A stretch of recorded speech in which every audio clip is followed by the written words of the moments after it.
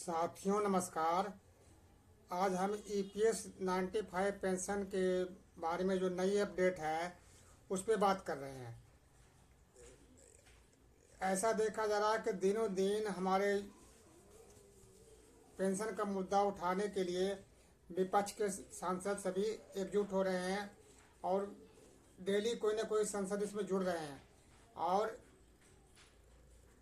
ये जो कन्याकुमारी से सांसद हैं विजय बसंत जिनका नाम है, कांग्रेस के हैं, उन्होंने लोकसभा स्पीकर के पास स्थगन प्रस्ताव दिया है। स्थगन प्रस्ताव क्या होता है इस पर हम बात कर रहे हैं और इसका क्या असर होगा और कौन कौन से हमारे साथ हैं इस पर बात कर रहे हैं। इसके कुछ पॉजिटिव असर आ रहा है। तो स्थगन प्रस्ताव से मतलब ये होता है कि जब भी कोई समस्या होता है तो जो पब्लिक से जुड़ी हुई होती है तो उसके ऊपर संसद सदस्य लोकसभा के अध्यक्ष के सामने स्थगन प्रस्ताव पेश करते हैं। उसमें क्या होता है कि उस मुद्दे पर और सभी कामों को रोक करके उस मुद्दे पर चर्चा होती है और कई घंटे तक चर्चा होती है। तो इससे सरकार के ऊपर दबाव बनता है और सरकार को ये सोचने के लिए मजबूर होना पड़ता है, क्योंकि ये संदेश पूरे देश में जाता है कि ये समस्या है और इस पे सरकार अमल नहीं कर रही है।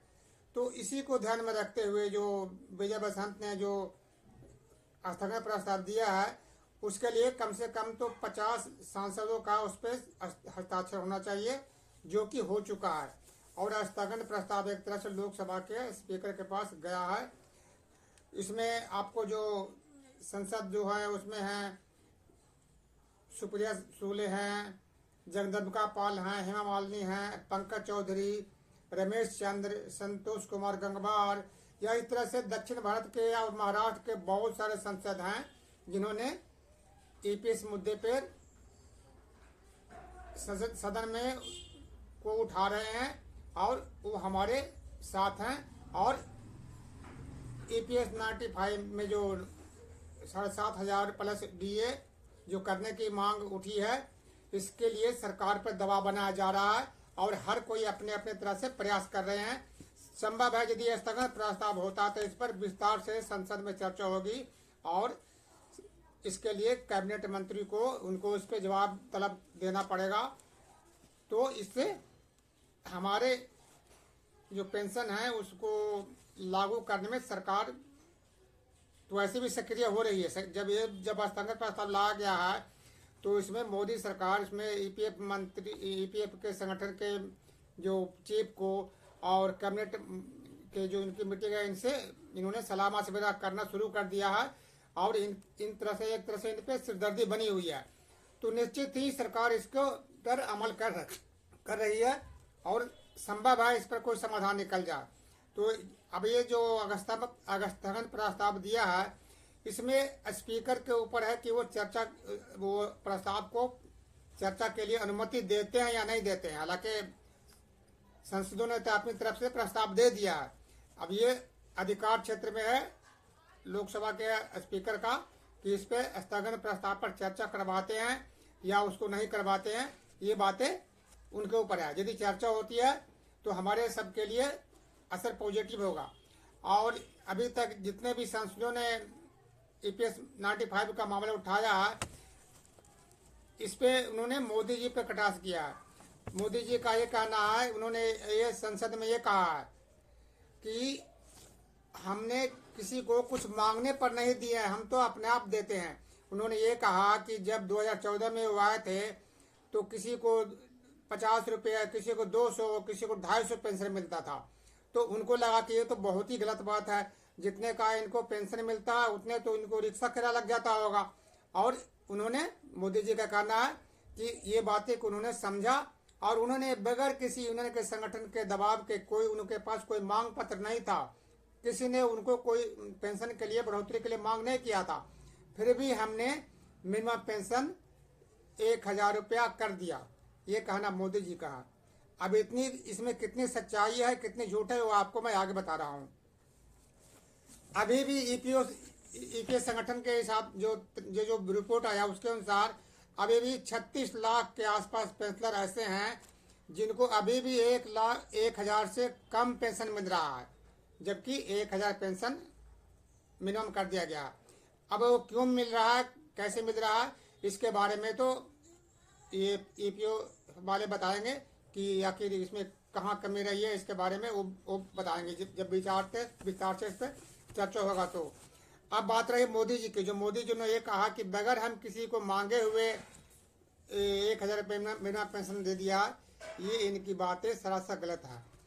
2013 में पेंशन की मांग उठी थी और पेंशनर के या यूनियन के संगठनों के दबाव में कोश्यारी कमेटी बनाया गया था। कोश्यारी कमेटी जब बनाया गया था तो सरकार ने इसको मानता कुछ नहीं दिया था, लेकिन बाद में कई राज्य के उच्च न्यायालय में इसके खिलाफ मामला गया और न्यायालय ने भी इस कमेटी को मान्यता दिया।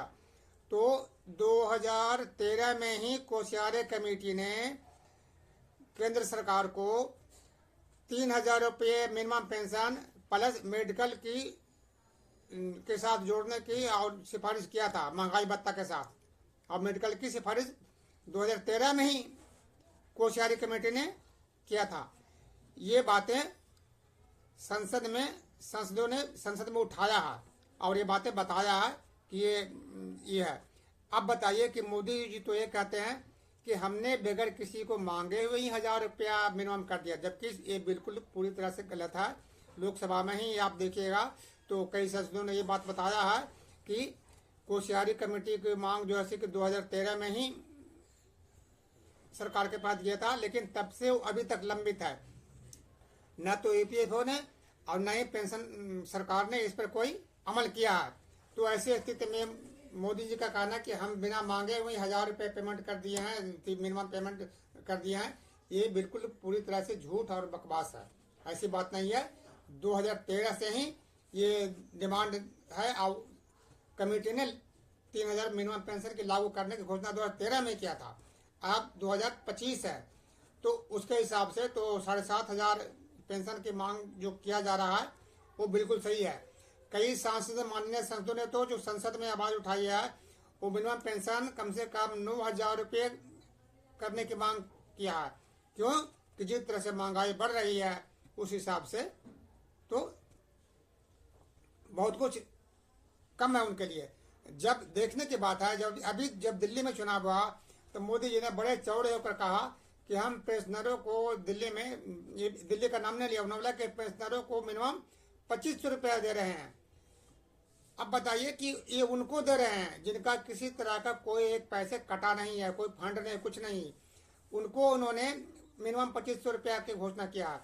और हमारे जो पेंशनर हैं उनके पास किसी का 1 लाख, किसी का 1.5 लाख, किसी का 80,000, सबका अनुदान पीएफ फंड में गया हुआ है और उस पर भी उनको पेंशन 7,000 करने में इनको जोड़ पड़ रहा है। जहाँ तक रही बात बजट की, तो बजट में जो है कि कोई घोषणा नहीं किया है, लेकिन कई सांसदों ने मामला उठाया और बात यहाँ तक वही कि हमारी ईपीएस के पास 8 लाख करोड़ रुपए की राशि पड़ी हुई है और उसका ब्याज 80,000 करोड़ रुपये हर साल ब्याज आता है।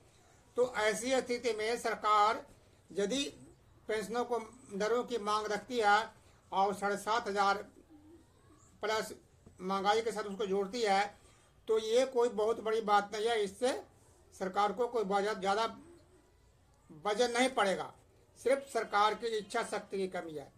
दूसरी ओर जो हमारे जो पेंशनर कमेटी के जो रावत जी हैं, कमांडर रावत जी हैं, उन्होंने भी बताया है कि उन्होंने ऐसे ही वो भूख हड़ताल की उन्होंने जब किया था तो उनके पास लिखित में लेटर आया था कि आप ये बात है 2024 में दिसंबर में कि आप भूख हड़ताल मत करिए, हम आपके पेंशन पर विचार कर रहे हैं और हम शीघ्र ही इस पर कार्रवाई करेंगे, ऐसा ये कमांडर साहब का कहना है।